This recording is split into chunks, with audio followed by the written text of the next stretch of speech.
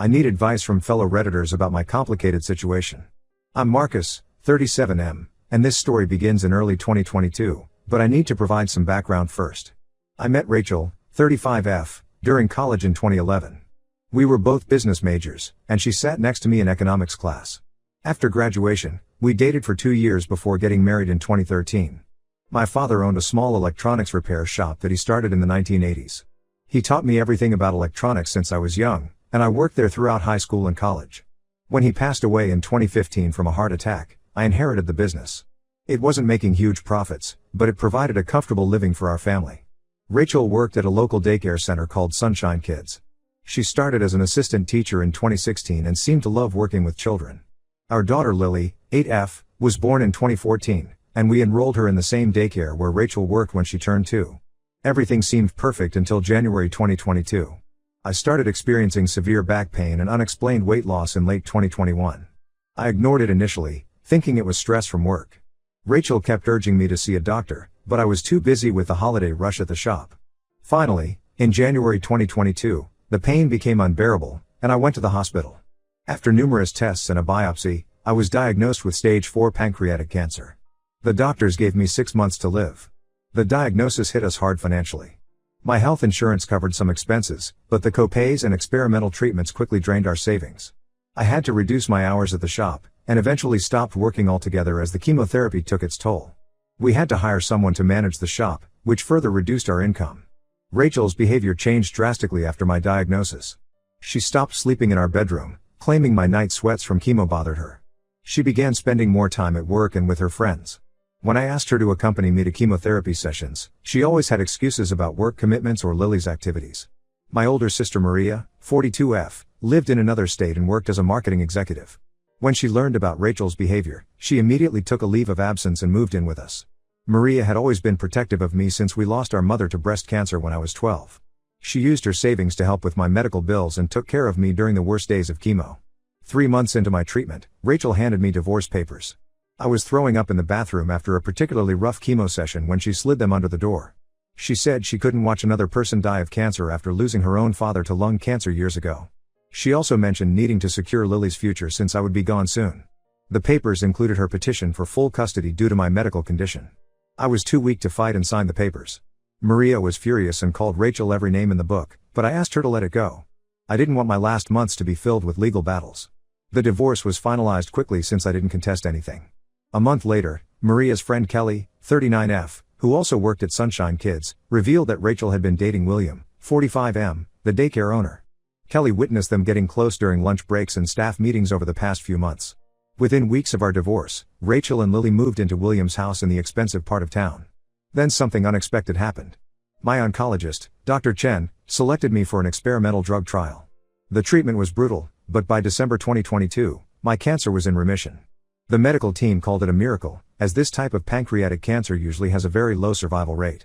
During my recovery, I received news that my Uncle Thomas, 68M, had passed away in Australia. Uncle Thomas moved to Australia in his 20s and built a successful chain of electronic stores. He never married or had children, and we kept in touch through video calls every month. He left his entire estate to me, including his business empire worth millions. I tried maintaining a relationship with Lily throughout this period, but Rachel made it increasingly difficult. She would cancel planned visits claiming Lily had homework or was sick. When I did manage to pick up Lily from their house, William would stand in the doorway with his arms crossed, rushing us along. Last week, Rachel appeared at my office unannounced. She looked nothing like the polished, confident woman who left me. Her hair was unstyled, she had dark circles under her eyes, and she had lost weight. She broke down crying, saying she regretted leaving me and wanted another chance for Lily's sake. I don't know how to handle this situation. My heart says to maintain distance, but I'm worried about how this affects Lily. Any advice would be appreciated. Update 1. Thank you everyone for your supportive comments and messages. The past month has been intense, and I have a lot to share. After reading your advice, I decided to fight for more time with Lily instead of considering Rachel's reconciliation attempt. I contacted several lawyers and hired Michelle, a family law specialist with experience in similar cases. During our first meeting, she pointed out that my improved health condition and financial stability made me an excellent candidate for joint custody. We filed the paperwork immediately. During the discovery phase, we uncovered several surprising details. Kelly, who still worked at Sunshine Kids, provided a detailed affidavit about Rachel and William's relationship. She had saved texts from Rachel dating back to October 2021, where Rachel complained about me working too much at the repair shop and praised William's ambitious business plans. This was 3 months before my cancer diagnosis. We also discovered that William had fired Rachel 6 months ago after a heated argument. Rachel had been pretending to go to work each morning but was actually job hunting. She hadn't told her parents or friends about losing her job. Several former employees came forward revealing that William had a pattern of dating his employees and then firing them when things went sour. The custody investigation revealed more troubling information. Lily's teacher noticed behavioral changes over the past year. My daughter went from being an outgoing, happy child to becoming withdrawn and anxious. The teacher documented incidents where Lily came to school without lunch because William said they needed to cut expenses. Kelly also shared security camera footage from the daycare showing William aggressively yelling at staff members, including Rachel. When the court-appointed guardian ad litem interviewed Lily, she revealed that William often screamed at her for small things like leaving toys on the floor or making too much noise during his important business calls. Rachel fought the custody modification initially, claiming I was trying to punish her. However, her position weakened when William refused to appear for his scheduled court interview. My lawyer discovered he had multiple complaints from parents about mismanagement of daycare funds. The judge granted me joint custody, with Lily staying at my house every alternate week. Maria helped me set up a beautiful bedroom for Lily, decorated with her favorite anime characters. We converted the home office into a playroom where she could do her homework and play video games. Rachel didn't handle the custody decision well. She started showing up at my house at random hours, sometimes at midnight, begging to talk. During one visit, she admitted that William had pressured her to leave me after my diagnosis, promising her a better life. She claimed she was scared of ending up a young widow with a child and no financial security. I recorded all these conversations following my lawyer's advice. After the 5th unannounced visit, Michelle sent Rachel a formal warning letter. Rachel's response was to start calling my sister at her workplace, trying to convince Maria to speak on her behalf. The situation remains tense, but Lily seems happier with the new arrangement. She's slowly opening up about her time at William's house, and some of her revelations are concerning. I've scheduled a meeting with my lawyer to discuss our next steps. Update 2. The situation has taken several dramatic turns in the past 2 weeks. I received a frantic call from Rachel's mother Barbara, 58F, late one night. William had kicked Rachel out after discovering text messages she sent me about wanting to reconcile. She's now living in her old bedroom at her parents' house. Some context about Rachel's parents, Barbara and Richard, 60M, never approved of our marriage. They wanted Rachel to marry into money and often compared me to her wealthy cousin's husbands. When I started the electronics repair shop after my father's death, Richard called it a dead-end job at our Christmas dinner. After my cancer diagnosis, they supported Rachel's decision to leave me, saying she needed someone more financially stable for Lily's future.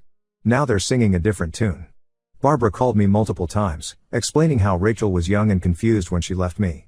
Richard even stopped by my shop, awkwardly attempting to discuss water under the bridge and asking about potential job openings in my expanding business. During Lily's recent stays with me, she revealed more about life with Rachel and William. Apparently, William had a gambling problem and often spent entire weekends at a casino 2 hours away. He would return angry and take it out on Rachel, throwing things and screaming about money. Lily said she would hide in her room with headphones on during these episodes. William's financial problems were worse than anyone knew. He had mortgaged the daycare building to cover gambling debts. When parents started withdrawing their kids due to staff turnover and neglect, he pressured Rachel to approach me for investment money. This explained her sudden appearance at my office and talk about reconciliation. I've been attending a cancer survivors support group to help process everything that happened. That's where I met Rebecca, 36F, a breast cancer survivor who runs a non-profit helping cancer patients with daily tasks like grocery shopping and house cleaning. We connected over our shared experiences and started having coffee after group meetings. Rebecca lost her husband during her cancer treatment, but for different reasons. He was a firefighter who died in the line of duty. She understands the complexity of relationships affected by serious illness. We've been seeing each other for about a month now, taking things very slowly. Rachel found out about Rebecca through Lily, who mentioned how Rebecca helped her bake cookies for a school event. Rachel showed up at my office again, this time angry rather than apologetic. She said I had no right to bring random women around our daughter. When I asked her about William's presence in Lily's life, she threw a potted plant at my desk and had to be escorted out by security. The incident was captured on office security cameras. My lawyer is now preparing restraining order paperwork. We're also documenting everything for a potential modification of the custody arrangement. Update 3. It's been a challenging month since my last update. The restraining order against Rachel was granted after she attempted to break into my house at 2 a.m. She was intoxicated and crying about how everything was falling apart. My security cameras caught her trying to climb through Lily's bedroom window. Thankfully, Lily was staying at my sister's house that night because Maria wanted to take her shopping the next morning. The police arrived quickly and found empty wine bottles in Rachel's car. They also discovered printed copies of my business financial records and bank statements in her trunk. After questioning, Rachel admitted that William had asked her to gather information about my assets for a potential lawsuit. He planned to claim that my inheritance technically belonged to Lily since it came from her great-uncle. This incident prompted a thorough investigation into William's activities. His daycare's financial records showed years of mismanagement and potential fraud. Several parents had paid for annual memberships just weeks before he announced the daycare's closure. The police are now investigating whether he knew the business was failing when he accepted these payments. When the daycare shut down, many disturbing stories emerged. Former employees came forward with allegations of bounced paychecks and unsafe conditions for children. One teacher revealed that William often used the daycare's funds to cover his gambling losses, leaving them without basic supplies like diapers and snacks. Rachel's parents finally showed their true colors again. After the break-in incident, they blamed me for flaunting my new relationship and driving Rachel to desperation. Barbara even contacted local newspapers trying to plant stories about how I abandoned my family during my illness. Fortunately, the journalists reached out to me for comment, and my lawyer provided them with court documents showing the true timeline of events. The custody situation has changed significantly. Following the break-in attempt and the revelations about William's planned lawsuit, my lawyer filed for emergency custody modification. The judge granted me temporary full custody with Rachel receiving supervised visitation twice monthly at a family center. Lily has been seeing a child counselor to process everything.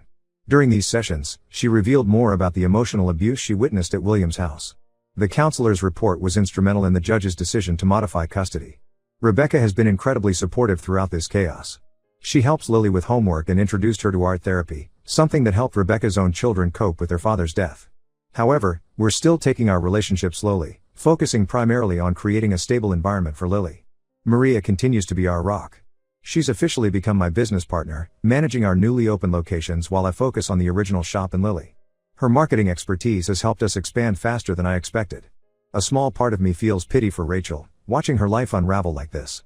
But then I remember those months of lying alone in a hospital bed, thinking I was dying, while she built a new life with William. Some betrayals can't be undone, no matter how much someone claims to regret them. Life is settling into a new normal. Lily's grades are improving, and she started taking karate classes. I'm still cancer-free, though the fear of recurrence never quite leaves. Most importantly, I've learned that sometimes losing what you thought you needed makes room for something better. I won't be updating this post again. Thank you all for your support and advice throughout this journey. Your comments helped me stand firm when I was tempted to give Rachel another chance, and for that, I'll always be grateful.